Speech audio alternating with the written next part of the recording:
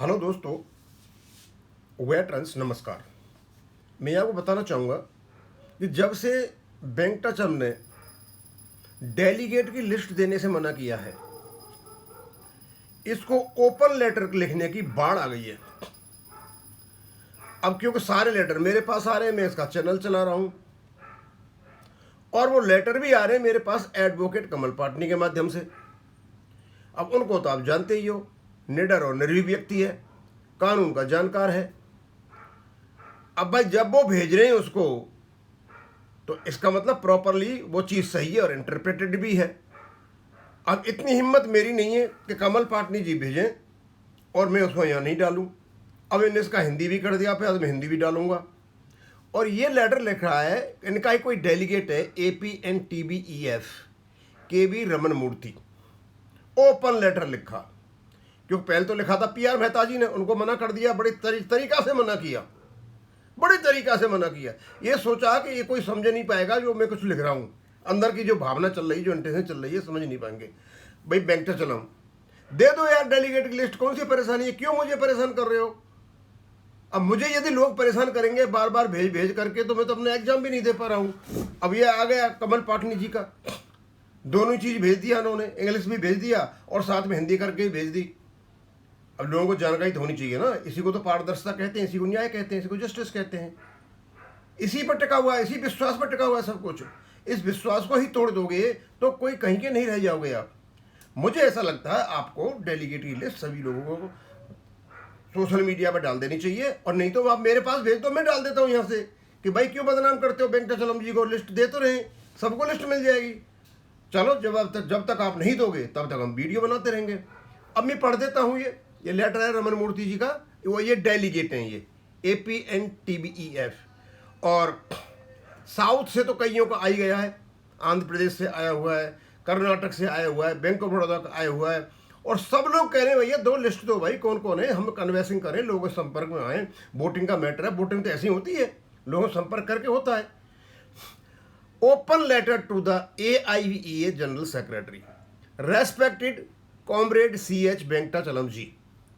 At the outset, it is necessary to clarify that the issue raised by some amongst us regarding the list of delegates for the adjourned session of the AIVEA conference to be held on 10th June 2026 in Bangalore is not merely procedural but valid and legitimate concern on transparency, organizational democracy, in the sense of confidence and involvement of delegates as its various affiliates in the functioning, and more specifically the response of the organization on an extraordinarily situation following the adjournment of the delegate session in Bangalore on 22nd April 2026। बता दिए भैया, पारदर्शिता इसी में दे दो, इसका एक सारांश ये है, पारदर्शिता इसी में दे दो, और बहुत जरूरी है।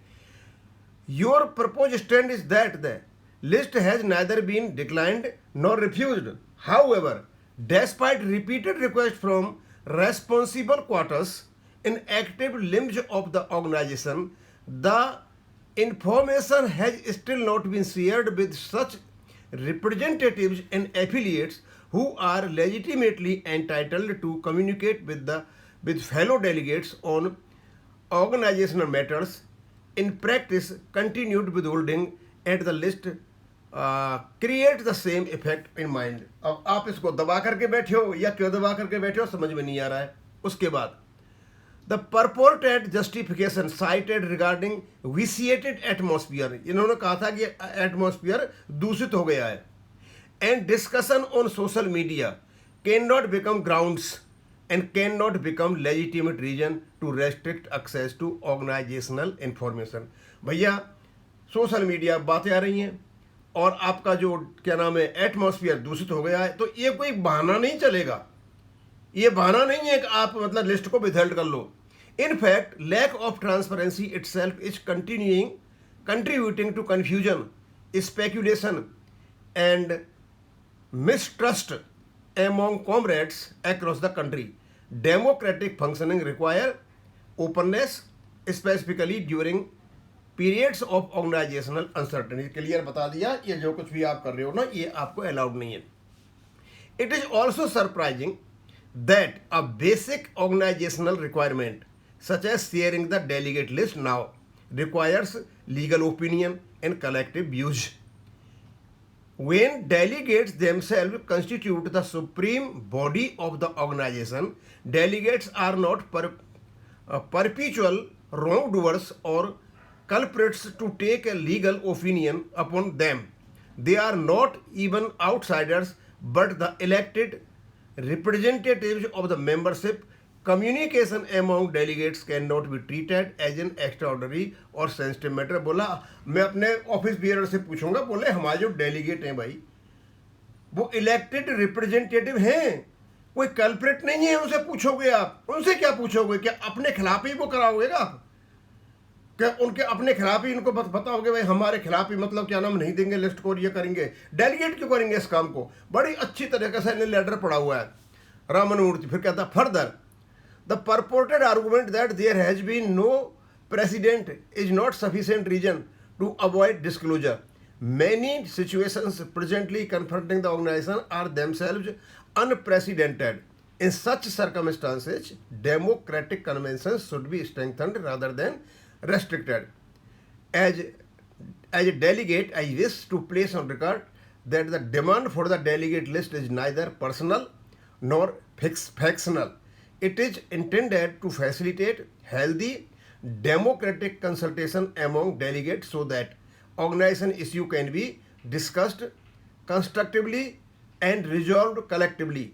In the true spirit of trade union, I therefore once again request the Central Office of AIBEA to provide the complete delegate list without further delay to all those who request for the same through proper forums in the interest of the transparency, mutual confidence, organizational unity, and sincerely hope that the leadership will rise above everything, including procedural hesitation, and act in a manner that strengthens democratic tradition with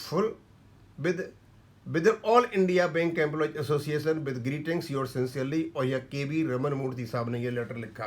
दोस्तों, ये letter पढ़ने के बाद, क्योंकि इन्होंने एक एक word को पकड़ लिया वेंकटचलम के को और सब कुछ धाराशाही कर दिया, और उन्होंने तो यहां तक कह दिया कि क्या ऑफिस बियर क्या अपने खिलाफ ही गवाही देंगे क्या?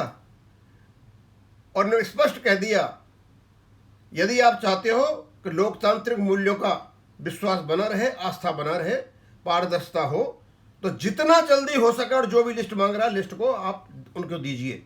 ये छुपा करके जो बैठे हो, इससे हमारे ऑर्गेनाइजेशन की बदनामी हो रही है। मुझे ऐसा लगता है वेंकटचलम जी के दिल लद गए, क्योंकि ये जो इसने कदम उठाया है ना, लिस्ट नहीं देने का, डेलीगेट के बारे में नहीं बताने का, ये मतलब इनको लेकर के बैठेगा।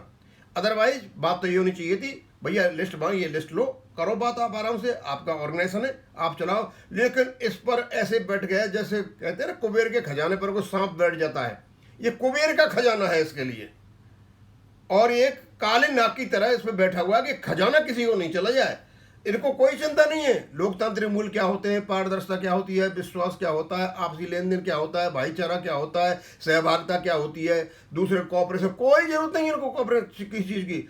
इनको दिखाई दे रहा है कि जिस माया पर मैं बैठा हूं वो माया मेरे हाथ से नहीं निकल जाए। अब मैं यही खत्म करूंगा। थैंक यू, धन्यवाद।